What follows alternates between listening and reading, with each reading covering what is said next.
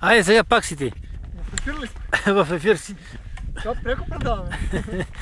Не можеш преко, защото много скъпо преките предавания излизат. Тук не лови интернет. Пусне ме на запис. Къде се намирате, господин? Значи некъде близко около Черно море.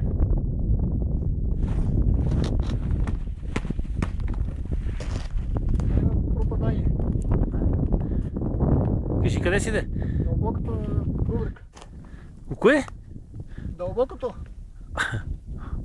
От мен е поне 15 метра вода.